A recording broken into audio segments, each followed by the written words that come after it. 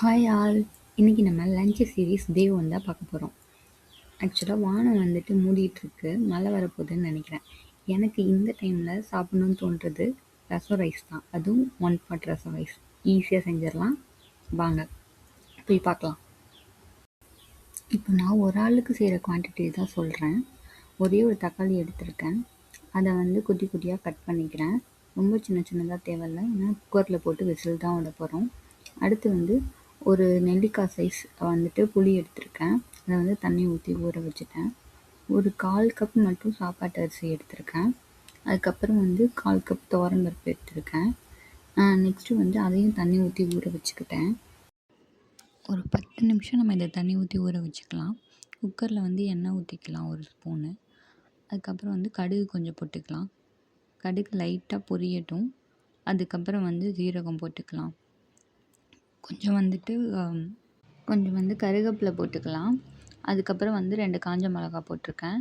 இதை வந்து லைட்டாக வதக்கி விட்டுக்கோங்க. காஞ்ச மிளகா வந்து கலர் வந்து லைட்டாக மாறிக்கட்டும். நெக்ஸ்ட்டு வந்து தக்காளி கொஞ்சம் ஆட் பண்ணிக்கலாம். அதையும் கொஞ்சம் லைட்டாக வதக்கிக்கோங்க. நெக்ஸ்ட்டு வந்து ஒரு 1/4 ஸ்பூன் மஞ்சள் தூள், அதுக்கப்புறம் கொஞ்சோண்டு வந்து பெருங்காயத்தூள், ஒரே ஒரு ஸ்பூன் வந்துட்டு சீரகமும் மிளகும் பொடி பண்ணி வச்சுருக்கேன், ரசப்பொடி. அதை வந்து போட்டுக்கிறேன். அதுக்கப்புறம் வந்து புளியை வந்து நல்லா கரைச்சிக்கலாம். அந்த புளி தண்ணியை வந்து இதோட ஆட் பண்ணிக்கிறேன். நெக்ஸ்ட்டு வந்து நம்ம சாப்பாட்டுக்கு ஏற்றாப்புல தண்ணி வந்து நல்லா கூடவே வைங்க. அப்போனா தான் ரசம் சாதம் மாதிரி நல்லா கொல கொலன்னு வரும். நெக்ஸ்ட்டு வந்துட்டு தண்ணி வந்து ரொம்ப கொதிக்கணும்னு அவசியம் இல்லை. லைட்டாக வந்துட்டு கொஞ்சம் நுர கட்டி பபிள்ஸ் விட ஸ்டேஜில் வந்தால் போதும்.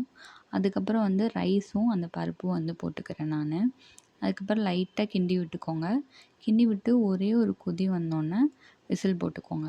விசில் வந்து ஒரு 10 விசில் அந்த மாதிரி தாராளமாக விட்டுக்கலாம். ஏன்னா வந்து அப்போ தான் நல்லா குழஞ்சி வரும். இதில் வந்து ஒரு முக்கியமான விஷயம், நம்ம வந்துட்டு எல்லாமே முடிச்சுட்டு ஒரே ஒரு ஸ்பூன் வந்துட்டு நெய் வந்து போட்டுக்கலாம். நான் வந்து அமுலில் இருக்க நெய் தான் போட்டுக்கிறேன். உங்கள்கிட்ட என்ன நெய் இருக்கோ அதை வந்து நீங்கள் வந்து போட்டுக்கலாம். இப்போ நம்ம ரசம் சாதம் சூப்பராக ரெடி ஆயிடுச்சு. டிவி பார்த்துட்டே என்ஜாய் பண்ணிவிட்டு சாப்பிடவும் அது சூப்பராக இருந்துச்சு. மறக்காமல் ட்ரை பண்ணிட்டு நீங்களும் எப்படி இருந்துச்சுன்னு சொல்லுங்கள். இந்த வீடியோ பிடிச்சிருந்துச்சுன்னா like, share and subscribe. Bye all. Next இதே மாதிரி ஒரு வீடியோவில் பார்க்கலாம்.